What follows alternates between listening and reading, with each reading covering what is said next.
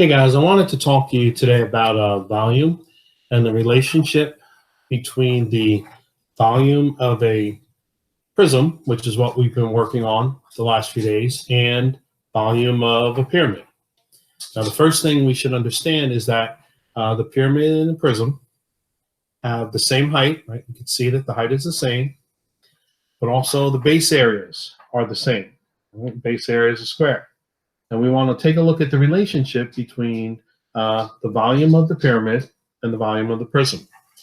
Question I usually like to ask my students is, how many of these pyramids, if I fill this pyramid with rice, which I will, how many pyramids of rice will it take to fill the prism of rice, given that the height is the same and the base area is the same?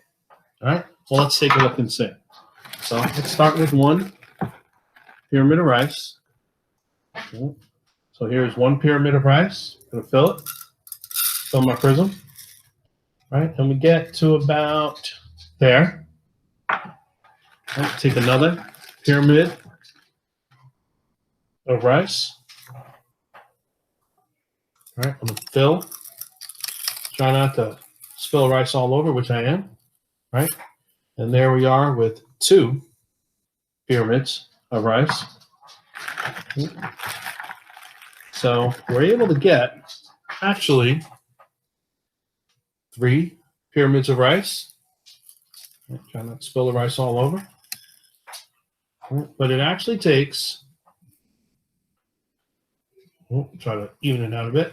It actually takes three pyramids of rice to fill the prism of rice, given that the height is the same and the base area is the same, which means that pyramids and prism have a relationship of 3 to 1. All right, now let's see if that works the same for the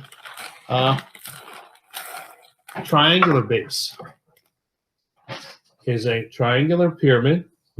Triangular pyramid, triangular prism,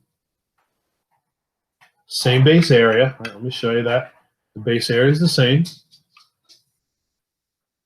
Height is also the same. Right, let's take a look and see if the relationship is the same. How many pyramids will it take to fill the prism? Right, so let's start with one. Okay. There's one.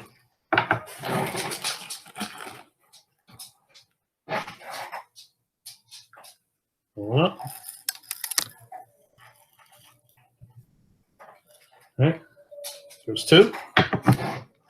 And we'll see that the relationship is actually the same, right? That it takes three pyramids to fill the prism of the same base area and the same height, right? And I always like to start off this lesson, right, with that demonstration so that students can see that relationship, all right? Well, let's take a look and see where this lesson is going to go, all right? So let's present my slide, and let's talk about the lesson at this point, all right? Now, we talked about this idea here in that presentation that the volume of a pyramid, right, is going to be 1/3 the base area times the height, because of that relationship that we just saw with the demonstration, that it takes three pyramids to fill the prism, given the area of the base is the same and the height is the same.